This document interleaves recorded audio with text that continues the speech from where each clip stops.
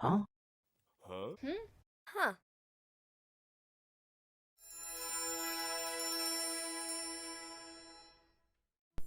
Hello everyone and welcome back to another video of Sticky History. Today's subject is along the lines of a suggestion I received on one of my previous videos, which is women's suffrage movement in the UK. I think this is a really great suggestion because it is an important part of modern social and political history to explore.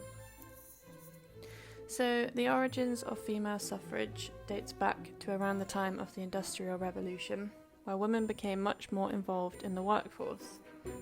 This signalled a move away from the more traditional roles of housewife, maid, or cook, to working in labour-intensive jobs such as in the mills and textiles industry. With this change, women became exposed to the previously male-dominated society and also became more conscious of the possibilities available to them. Cue the creation of prominent local suffrage groups founded from the 1860s onwards, including one of the best known, the National Union of Women's Suffrage Societies, or NUWSS, founded by Millicent Fawcett, which followed the rejection of a bill proposing equal suffrage for men and women in 1867, despite the fact that only 58% of the adult male population were allowed to vote in 1918. Returning to the NUWSS, this quickly grew to become one of the largest female suffrage groups in the UK, with around 20 regional branches.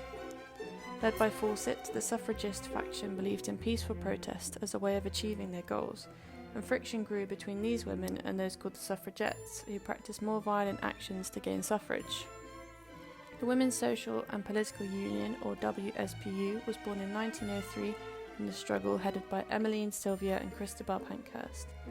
These ladies lobbied the Liberal Parliament in increasingly violent ways, resorting to sending bombs in the mail, arson and physical attacks on MPs, as well as hunger strikes that led to the introduction of the so-called Cat and Mouse Act of 1913.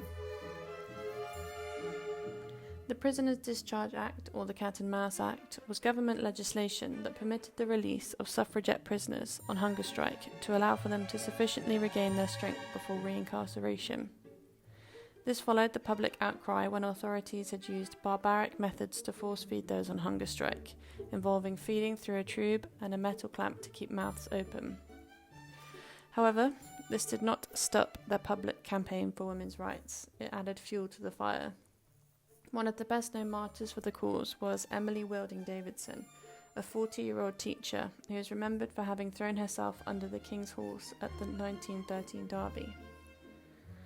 Her funeral was later turned into a political demonstration, and she became celebrated for the commitment she made to the cause.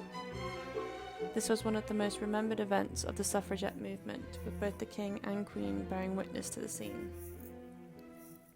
However, these violent actions became increasingly more commonplace and ultimately negatively affected the women's suffrage cause.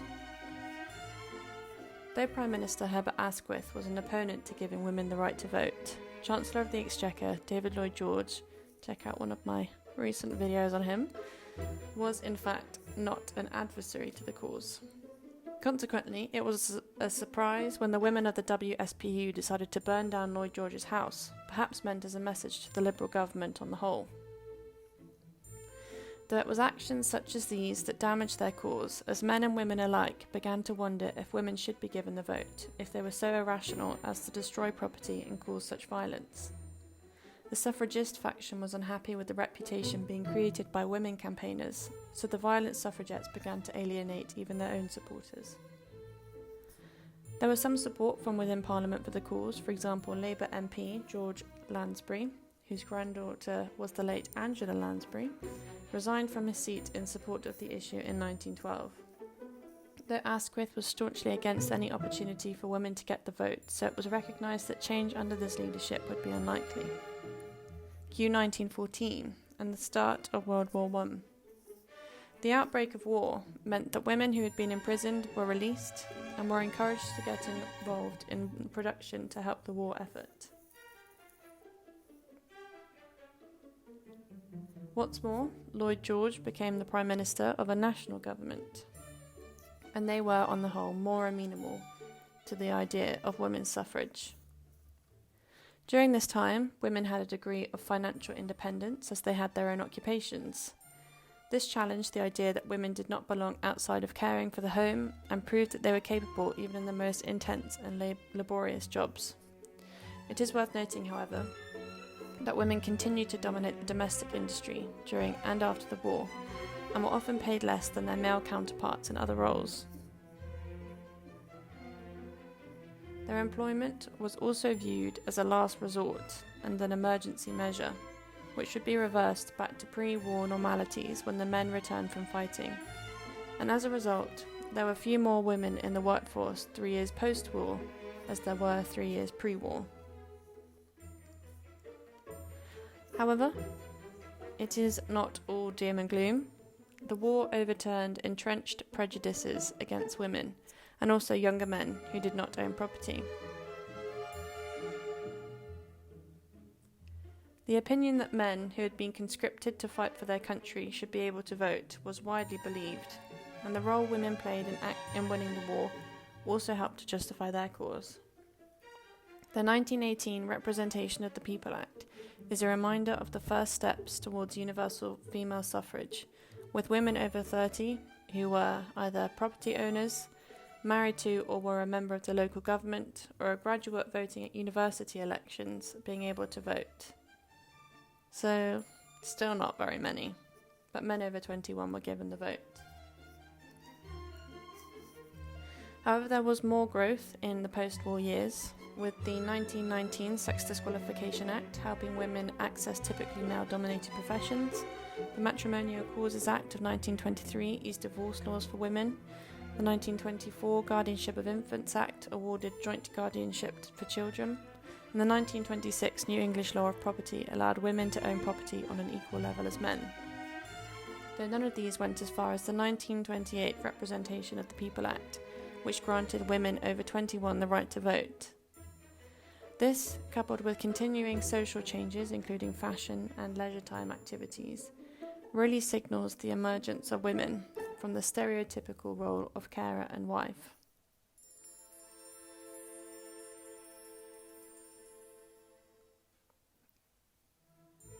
Now, she was respected on, in theory, equal terms as men.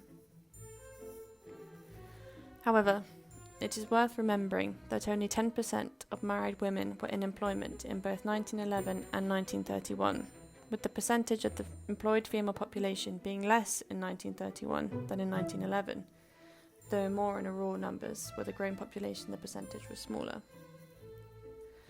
The journey of women's suffrage was propelled forward at the tail end of the 19th century, with the foundation of organisations such as the National Union of Women's Suffrage Societies, and later the Women's Social and Political Union, led by the Pankhurst family. Though the tactics of the suffragettes included violent and often questionable methods to achieve the vote for women, the suffragists preferred to campaign peacefully. The start of the war in 1914 was a significant factor in this fight, seeing the change of Prime Minister to Lloyd George, who was more sympathetic to women's votes than his predecessor Herbert Asquith. What's more, it gave women the opportunity to show their capabilities in the workplace and capacity for responsibility outside of the home. Though many women returned to domestic tasks in 1918 to allow for men to return to their previous occupations, the 1918 Representation of the People Act granted certain women over 30 the right to vote. Other acts were passed to give women more rights in society, but it was not until 1928, and the second Representation of the People Act, that women were viewed as equal to men in the eyes of democracy in voting, with the adult population over 21 being able to cast a vote.